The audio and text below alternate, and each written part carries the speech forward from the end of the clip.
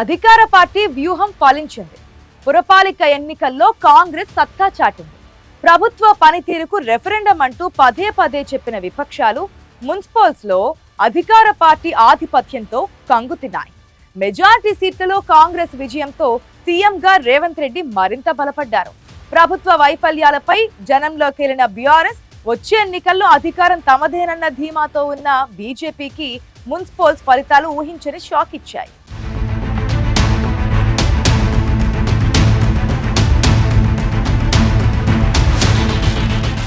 పంచాయతీ ఎన్నికల్లో ఎవరి లెక్కలు వారివి. స్వతంత్రులుగా గెలిచిన వారిని కూడా పోటీలు పడి తమ ఖాతాల్లో వేసుకున్నాయి పార్టీలు.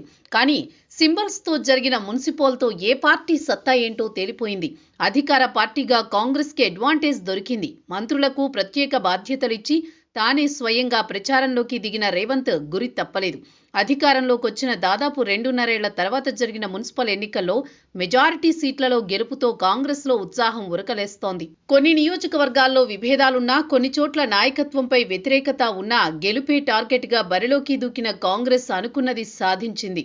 మున్సిపల్ ఎన్నికలలో అధికార పార్టీ ప్రభంజనం సృష్టించింది.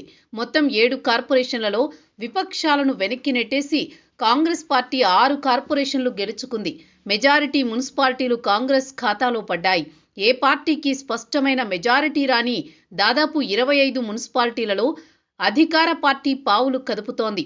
అధికార పార్టీకి చావు దెబ్బ తప్పదని అంచనాలు వేసుకున్న బీఆర్ఎస్, బీజేపీ గెలుపు వాకిట్లో బొక్కబోర్లా పడ్డాయి. కాంగ్రెస్ యంత్రాంగం, మంత్రాంగం ముందు విపక్ష పార్టీలు నిలవలేకపోయాయి. గతంలో జరిగిన ఎన్నికల్లో తిరుగులేని బీఆర్ఎస్ చావు తప్పి కన్నులొట్టబోయింది.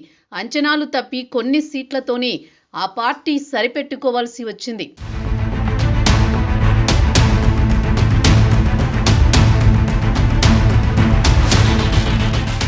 పట్టణ ప్రాంతాల్లో తిరుగులేదనుకున్న కమలం పార్టీ బలమున్న చోట్ల కూడా సత్తా చాటలేకపోయింది. బీజేపీకి ఒకే ఒక్క కార్పొరేషన్ దక్కితే బీఆర్ఎస్ కు ఒక్కటి దక్కలేదు. 116 మున్సిపాలిటీలు, 7 కార్పొరేషన్లకు జరిగిన ఎన్నికలు కాంగ్రెస్ ప్రభుత్వంపై విపక్షాలు ప్రచారం చేసినంత వ్యతిరేకతేమీ లేదని చాటి చెప్పాయి.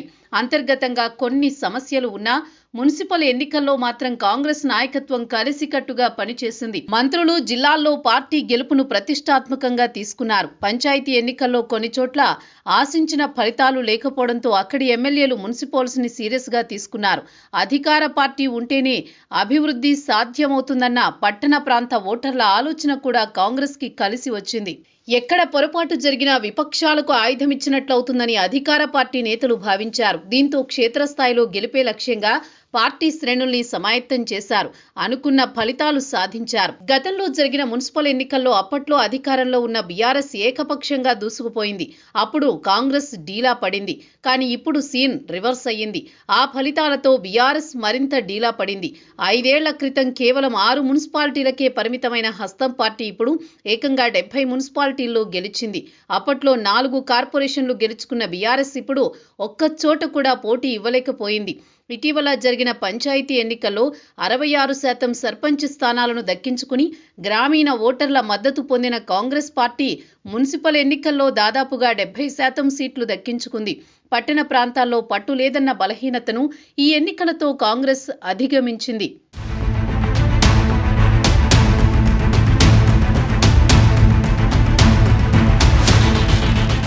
కాంగ్రెస్ ప్రభుత్వం ఇచ్చిన మాట తప్పిందని, ప్రజల్లో తీవ్ర వ్యతిరేకత ఉందని ప్రచారం చేసిన కారు పార్టీని మున్సిపల్ ఫలితాలు తీవ్రంగా నిరాశపరిచాయి. 15 సీట్లలో ప్రత్యక్షంగా గెలిచామని, 100 చోట్ల బలమైన ఫలితాలు సాధించామని బీఆర్ఎస్ చెప్పుకుంటున్నా ఫలితాలతో ఆ పార్టీలో అంతర్మథనం మొదలైంది. కొన్ని చోట్ల వామపక్షాలతో పొత్తు కుదుర్చుకున్నా గులాబీ పార్టీకి వర్కౌట్ కాలేదు. ఇక 8 మంది ఎంపీలున్న బీజేపీ లెక్క తప్పింది. పట్టణ ప్రాంత ఓటర్లు మద్దతిస్తారన్న అంచనాలు దెబ్బతిన్నాయి. కేంద్ర మంత్రి బండి సంజయ్ ప్రాతినిధ్యం వహిస్తున్న కరీంనగర్ కార్పొరేషన్లోనే బీజేపీ సత్తా చాటింది.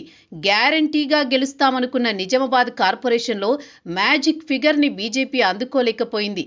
మిగిలిన చోట్ల కూడా పార్టీకి పరాభవం ఎదురైంది. ప్రధాని మోదీ క్లాస్ పీకడంతో కమలం పార్టీ నేతలు మున్సిపల్స్ ని ప్రతిష్టాత్మకంగా తీసుకున్న ఫలితాలు మాత్రం తీవ్రంగా నిరాశపరిచాయి. తెలంగాణలో మున్సిపల్స్ లో స్వతంత్ర అభ్యర్థుల హవా కొత్త రాజకీయానికి తెరలేపింది. జగిత్యాలలో కాంగ్రెస్ సీనియర్ నేత జీవన్ రెడ్డి మద్దతుదారులు ఇండిపెండెంట్లుగా పోటీ చేసి మెజారిటీ స్థానాల్లో విజయం సాధించారు. జోగులాంబ గద్వాల జిల్లాలోని వడ్డేపల్లి మున్సిపాలిటీ రాష్ట్ర వ్యాప్తంగా అందరి దృష్టిని ఆకర్షించింది.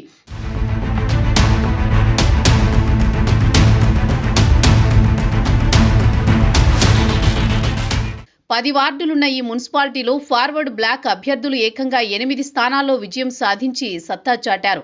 అంతా కవిత మద్దతుదారులే కావటంతో భవిష్యత్తు రాజకీయాలకు సంకేతమన్నట్లుగా నిలిచింది ఫలితం. దాదాపు 25 మున్సిపాలిటీల్లో ఏ పార్టీకి స్పష్టమైన మెజారిటీ రాకపోవడంతో స్వతంత్రులు కింగ్ మేకర్లుగా మారారు. అధికార పార్టీ ఆ మున్సిపాలిటీలు చేజిక్కించుకునేలా మంత్రాంగం నడుపుతోంది. అసెంబ్లీ ఎన్నికల్లో కాంగ్రెస్ పార్టీకి గ్రామీణ నియోజకవర్గాల్లోనే ఎక్కువగా సీట్లు వచ్చాయి. మున్సిపల్ ఎన్నికల్లో విజయంతో పట్టణ ప్రాంతాల్లోనూ ఆదరణ పెరిగిందని సంబరపడుతోంది అధికార పార్టీ. అసెంబ్లీ ఎన్నికల్లో 64 సీట్లు గెలుచుకున్న కాంగ్రెస్ సింపుల్ మెజారిటీతో ప్రభుత్వాన్ని ఏర్పాటు చేసింది. అయితే ఆ తర్వాత వరుస ఎన్నికల్లో విజయాలతో ప్రభుత్వం బలపడుతూ వస్తోంది. కంటోన్మెంట్ జూబ్లీహిల్స్ ఉప ఎన్నికల్లో గెలుపుతో కథనోత్సాహంతో ఉన్న కాంగ్రెస్ మున్సిపల్ ఎన్నికల్లోనూ అదే ఊపు కొనసాగించింది.